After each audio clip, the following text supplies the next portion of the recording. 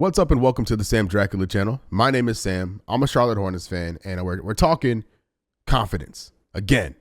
My last video was November 13th. The Hornets were 4-7 at the time.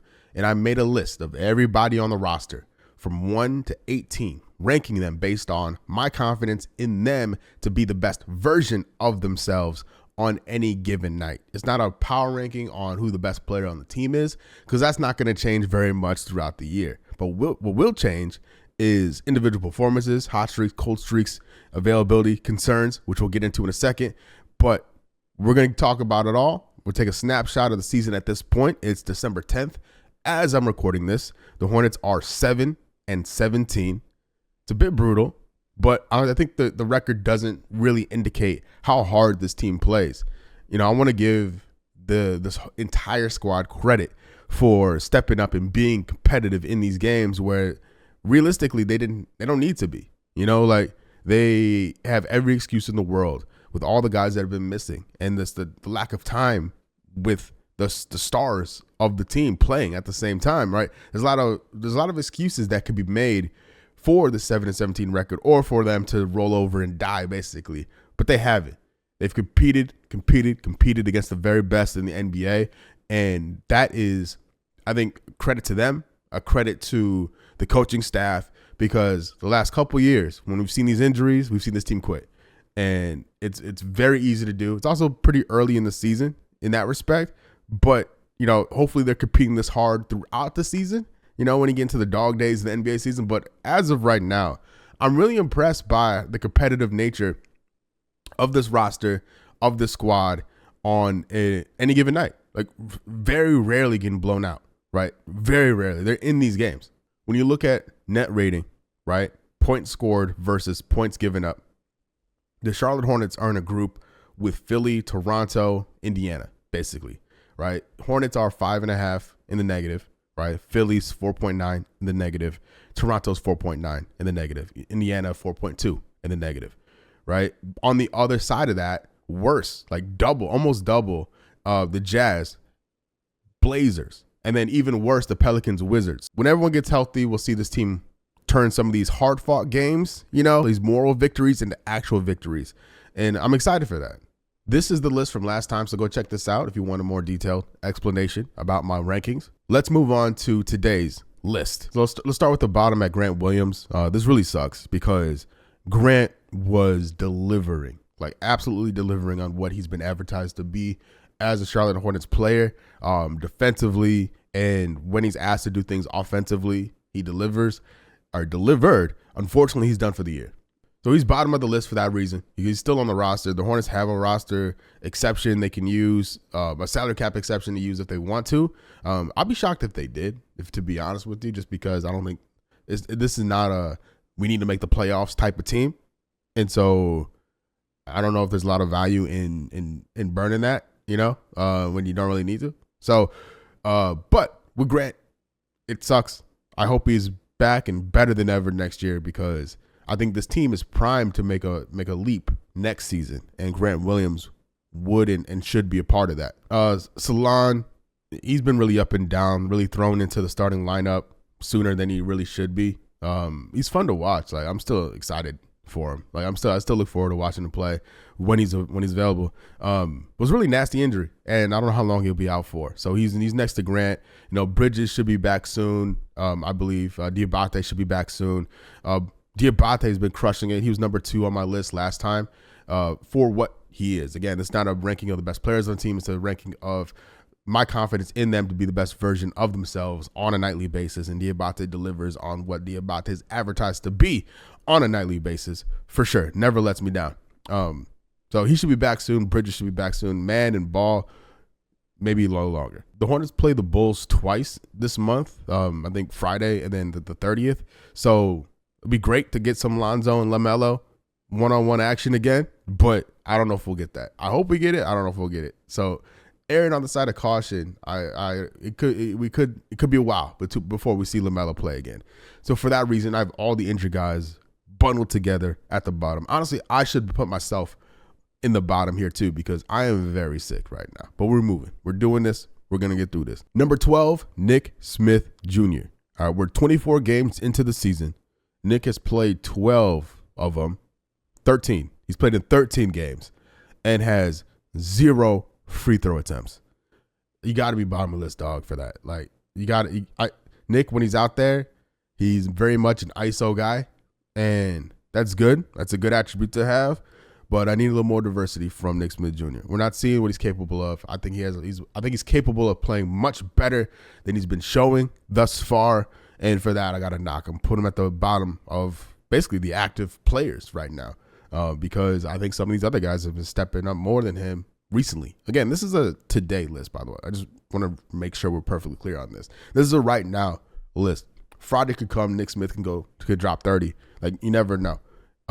But for right now, from what I've seen so far, Nick is at the bottom. Up next, the newly acquired Isaiah Wong. This guy is fun. Like, really, really, really fun to watch. Really hard-nosed, really active, really, like, a real quality backup guard. Honestly, like, for them to acquire this guy just for nothing, and a guy that anybody could get, Isaiah Wong is showing out with some real tough possessions on both sides. Like, really, like, stepping up to defend Donovan Mitchell, no problem. Garland, no problem. Giving them fits. Like, I was really impressed in that Cleveland game. And then offensively, he's really solid. Like, really, really solid. And it's a very small sample size. It's 2 games. I think in total under 30 minutes of basketball played for Charlotte. Like, it's very small, like, and very early. But again, this is a today list. And when Isaiah Wong is out there, he works with so much effort and intensity and pace, and his shot is legit, seemingly.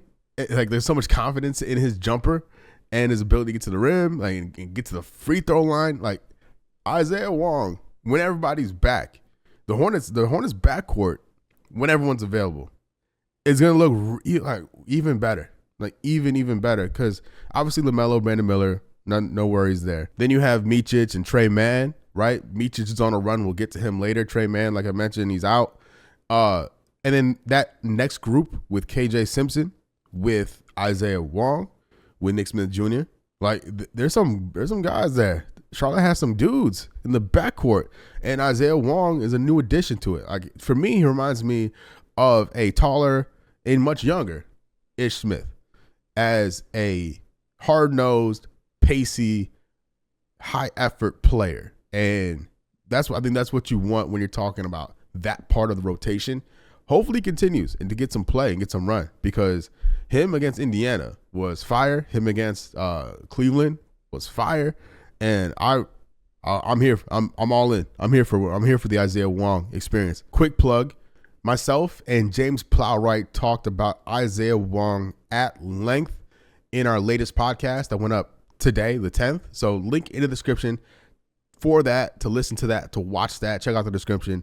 Charlotte Hornets on SI podcast with myself and James Plowright. Go check it out for more Wong talk and Jeffries talk, who we're about to talk about right now. Number 10, Daquan Jeffries. Now, again, like Wong, not exactly like Wong, because Jeffries was involved in the trade for the second round picks and all that stuff, and was seemingly just in there for salary cap reasons. And probably that is the case, but I think there's an also element to it of he's like a real NBA player, right? And the Hornets are in no real rush to waive him, to create to make a roster move to replace him because he missed that time. Like, I don't know if they saw something in his tape or if they just really wanted to be patient, because it's a season of patience in the front office that is patient, waiting to see what they had with this guy. And I'm glad they waited, because after 20-something games, Jeffries is a bucket.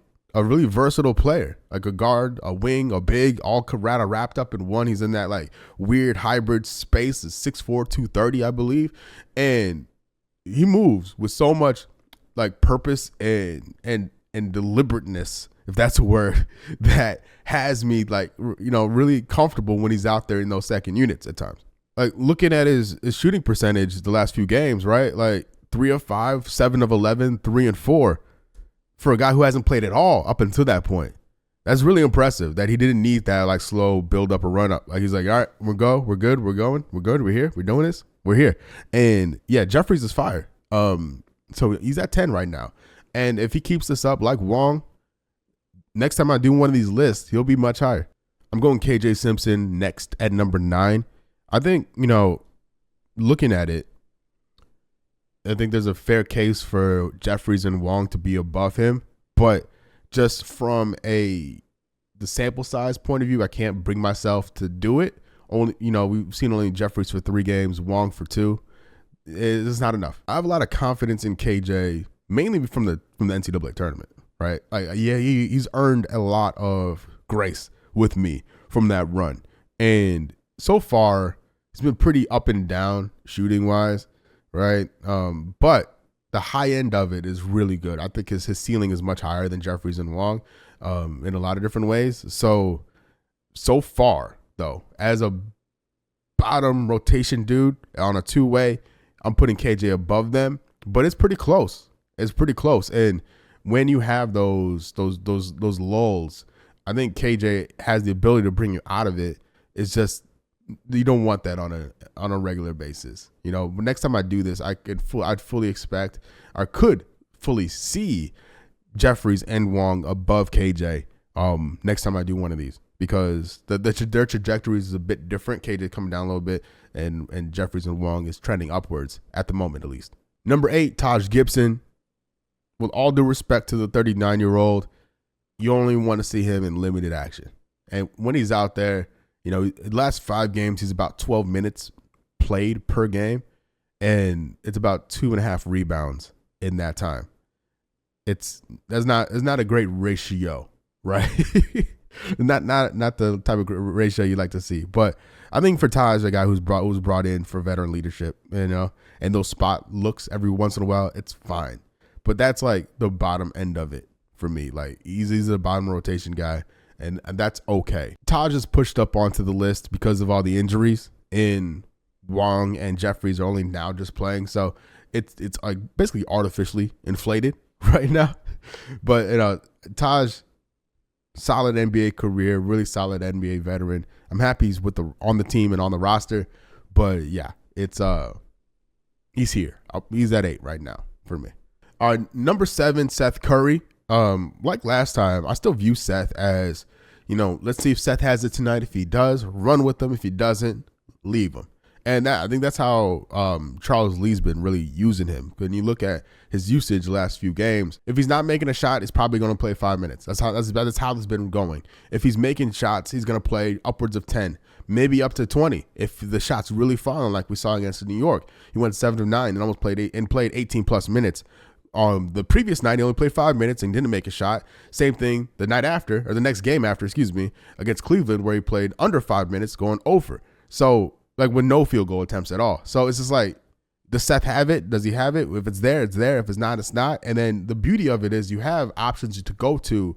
You have other shooters to go to in the event where Seth isn't Seth. The consistency isn't where you'd like it to be, but in the scope of this, he's the best player of all of these guys right now. And so he has to be number 7, in my opinion. Big man. The big man is back. The Condor back. Mark Williams sitting at number 6 on my confidence list. My God, it's good to have Mark Williams back. And I said this in the podcast. I want to say it again here. Mark, for not playing basketball, like playing in an NBA game specifically, because he played, his practice, for him to miss all this time, for him to miss a year and to largely look the same still, I think he deserves a lot of credit for that, because we've seen big guys go out and they come back way bigger than they should in the wrong way. Mark looks like he stayed in shape. He's not playing a lot, so we don't really know how well his conditioning has been going or how good his conditioning is right now, because he's really sticking around 10 minutes a game. They rested him on the second night of a back-to-back. It's going to be a minute before we see Mark fully ramp up.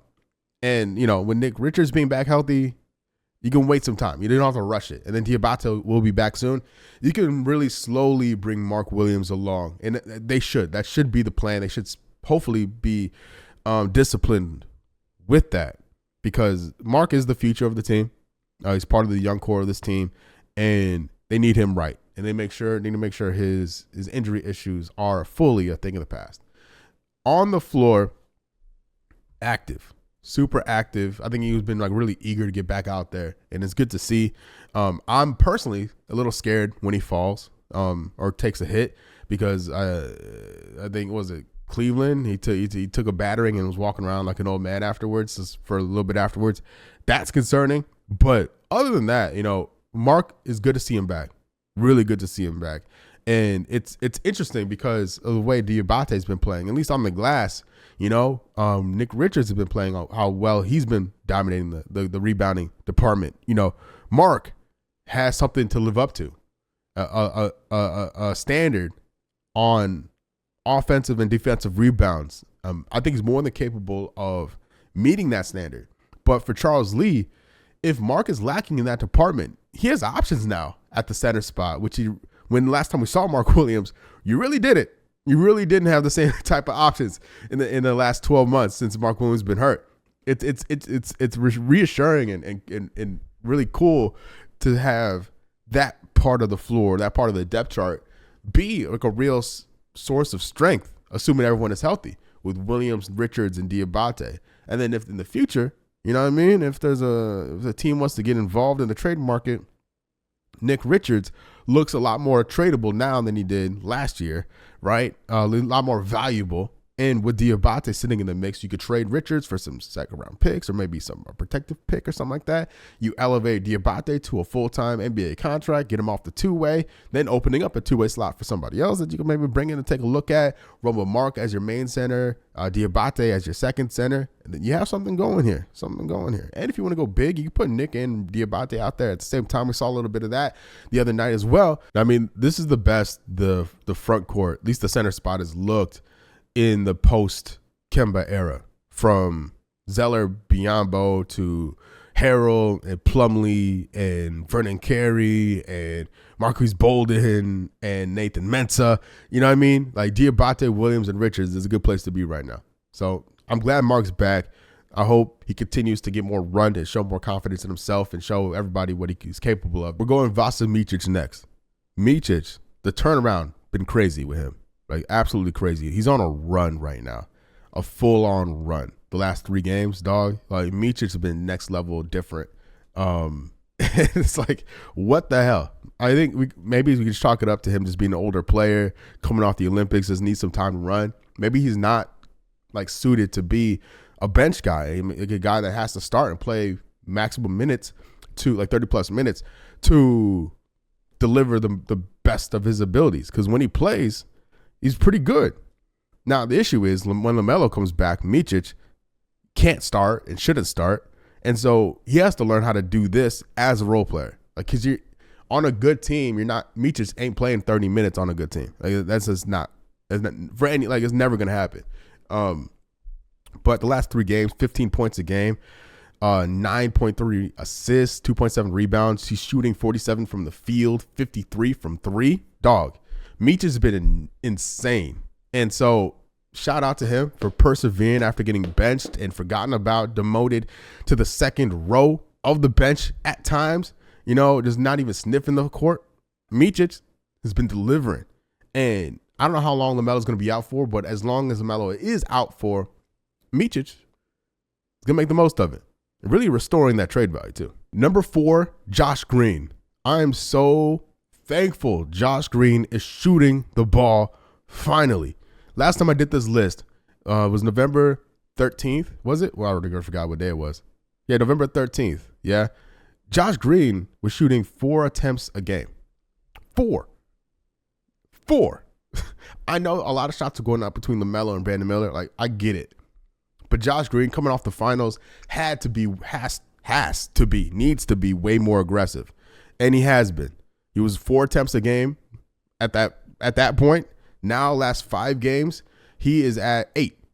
Double his production the last 5 games. Just get the shots up, because we know, looking at his career, he's been a highly efficient scorer. So it's almost criminal for him to not shoot the ball more. And thankfully, he is. With 8 attempts a game, Josh Green, 42% from the field, 38 from 3. The Hornets need this. They need it. The defense, the hard work, the work rate, it's always going to be there. But the offensive side, the aggressiveness, the assertiveness, Josh Green's been delivering. He's been delivering on that promise, that need so far. So I got him above Mitric in that respect. All right. After missing some time, Nick Richards sitting number 3 on the list. Before he got hurt, Nick was looking like he was on pace to have a career year. And it's insane because last year, this guy was the worst starting center in the NBA. As far as plus minus went, he was dead last of the starting centers.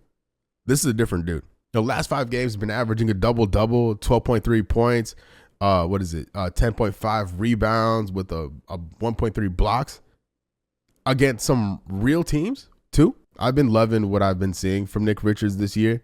And I think Mark Williams' starting spot is not in jeopardy. I think Mark is going to start when he's fully up to speed. But I think it's a real point of conversation now, where if Mark's not giving you what you want, Nick Richards is an option, a real option to go to. And competition it's only a good thing. And for Mark and Nick, I think it'll bring the best out of those guys. And I'm so here for it. Number 2, Cody Martin. The Hornets have played 24 games, and Cody Martin has played in every single one of them. Every single game Cody Martin has played in. You know how insane that is, y'all? This man missed so much time the last 2 years. And for Cody to be the Iron Man on the team, to play in every single game. Hopefully I'm not jinxing him by talking about this because Cody's been so key to this group. Questioning, like really pushing the Josh Green spot, right? Being able to play next to Josh Green, being able to play up at power forward, defending Pascal Siakam and others. Like Cody's been showing this season what we've been all missing and how good of a role player Cody Martin can be as a versatile offensive player and defensive player. Truly a real glue guy. Like Cody Martin could fit into every rotation in the NBA. Every single one of them. I don't care who's on your team. Cody Martin is going to play if he's on your roster. I mentioned like these guys down here like Wong and Jeffries. They give a lot of effort defensively. Cody and Josh Green do that as well. But there's also an art and skillfulness with Cody and Josh too. I don't want to leave Josh out of this talk, but as a versatile defender, they're highly skilled. And Cody, especially being as durable as he's been this year, I have to give him credit and some flowers for being that constant in this team throughout the year. As a starter, as a bench guy, as a 2, a 3, a 4. Cody's that dude. And he could play on any team in the NBA. I don't care who's on your roster. Cody Martin is getting into any and every rotation in the NBA when he's healthy like this and when he's playing like this. Shout out to Cody. And then obviously number 1, Brandon Miller. 10-plus game streak of 20-point games. He's like almost averaging 30, I believe. Yeah, 28.6 the last 5 games. The run he's on, the form he's on is insane. 41% from the field, 37% from 3, almost 14 attempts from 3 a game. Like the fourth quarter, the clutch scoring has been off the charts. Brandon Miller has been delivering in a massive way in general, but it's especially valuable with LaMelo being out right now, yeah? And really showing off, like really making a statement. And I can't wait for LaMelo to get back because these guys together are really special. It's really fun, and we miss it. We think we saw 12 games of it last year, and then we're 14 this year. But like some of those games, Brandon Miller was still coming off the injury, so it was a bit iffy. We've yet to see a real solid stretch of these guys healthy at the same time, and we're overdue for it, and I can't wait. That'll do it for this video. I think the roster, I know the record isn't great, but the guys on this roster, I think, are showing some promise and some really strong signs of something special in the future. And the idea of when everyone is back, I think that the middle and bottom half of the rotation is looking really solid. It's to the point now where like if the Hornets decide to start selling guys off or trading guys off, more of Wong or Jeffries or Simpson could be a good thing. They look like they can handle the departure of some guys with the depth they have because we're seeing how they're operating with all the injuries they have currently. But it's a good place to be, honestly. And I know the record isn't great, but I still feel pretty good about this roster going forward. Unfortunately, like I don't think the playing in the playoffs, I don't think are part of the conversation. I was never on board with that anyway. But looking forward, when everyone's back next season with a lottery pick in the mix, this roster I think is primed to make a run in that play-in, playoff, like 10 to 7, 6 range next year. I really believe. But let me know what you think about the team, the season so far in the comments below. But until next time, I've been Sam. You've been great. Peace.